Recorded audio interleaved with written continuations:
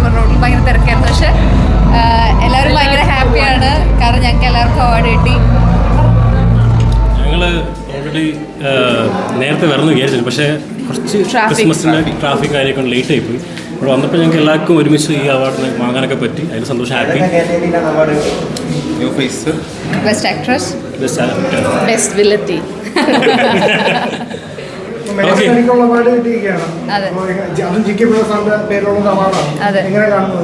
അയ്യോ, ഇത് എന്നെ സംബന്ധിച്ചിടത്തോളം ഭയങ്കര വാല്യുബിൾ ആണ്. കാരണം ഇതിനു മുന്നേ ഞാൻ ചെയ്തിരുന്ന ക്യാരക്ടേഴ്സിനൊക്കെ അവാർഡ് കിട്ടിയിട്ടുണ്ട്. പക്ഷേ റബേക്ക ആസ് രേവതി ആക്ച്വലി ഇത് എനിക്ക് മുത്താണ് സത്യം പറഞ്ഞാൽ. കാരണം കുറേ സ്ട്രഗിൾ ചെയ്ത് കിട്ടിയൊരു അവാർഡാണ്. ദാറ്റ്സ് വൈ എനിക്ക് അത്രയും വാല്യുബിൾ ആയിട്ടുള്ളതാണ്. അത്ര എന്താ പറയുക അല്ലേ?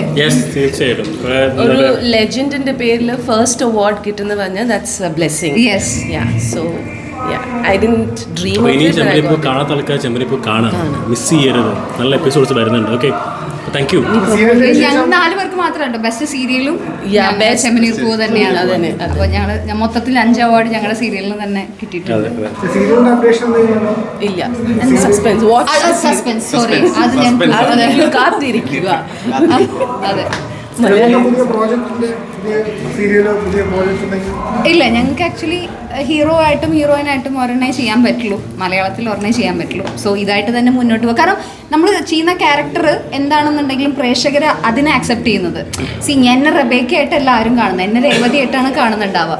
സോ നമ്മൾ വേറൊരു പ്രൊജക്റ്റും കൂടെ ചെയ്യുകയാണെങ്കിൽ ഇപ്പോൾ കാണുന്ന പ്രേക്ഷകർക്ക് തന്നെ ഭയങ്കര കൺഫ്യൂഷൻ ആവില്ലേ? സോ അതുകൊണ്ട് നമ്മൾ എപ്പോഴും ഒരു പ്രൊജക്റ്റ് ചെയ്യുമ്പോൾ പ്രേക്ഷകരുടെ മനസ്സിൽ എപ്പോഴും നമ്മൾ ഭയങ്കര എന്താ പറയാ വാല്യുബിൾ ആയിരിക്കും. അതെ, അതുകൊണ്ട് എപ്പോഴും ഒരു പ്രൊജക്റ്റ് ഞങ്ങൾ പുറത്തു പോകുമ്പോൾ ഞങ്ങൾക്ക് ഈ റബേക്കാന്നോ ആയിരുന്നൊന്നും പേര് ആർക്കും അറിയില്ല. സച്ചി രവി എന്നുള്ള രീതിയിൽ എല്ലാവരും വിളിച്ചുകൊണ്ടിരിക്കുന്നത്. ഞങ്ങൾക്ക് ഓൺ പേര് ആർക്കും ഓർമ്മയിലില്ല ആക്ച്വലി. ബിക്കോസ് ചെമ്പരിയിൽ അത്രയും ആൾക്കാരിൽ എത്തിയിരിക്കുന്നു. അതാണ് അതിൻ്റെ മെയിൻ കാര്യം. അതെ അതെ അതെ, കണ്ടിരുന്നു. ഞാൻ അവാർഡ് മേടിക്കാൻ മുമ്പ് സാറിൻ്റെ അനുഗ്രഹം മേടിച്ചിട്ടാണ് പോയത്. ഞാൻ ഒട്ടും എക്സ്പെക്ട് ചെയ്തിരുന്നില്ല. സാറ് നോക്കി ചിരിച്ചു, അനുഗ്രഹിച്ചു. അത് തന്നെ സത്യം പറയുകയാണെങ്കിൽ ന്യൂ ഇയർ അടുത്ത വർഷത്തിലേക്ക് എൻ്റെ ഒരു തുടക്കം പോലെയാണ് എനിക്ക് ആ ഒരു അനുഗ്രഹം. അതിലും ഭയങ്കര ഹാപ്പിയാണ്. Merry Christmas and Happy New Year. Merry Christmas and Happy New Year. എല്ലാവർക്കും അടുത്തൊരു വർഷം അടിപൊളിയാവട്ടെ. നമ്മളെല്ലാവരും അടിച്ചു പൊളിക്കും.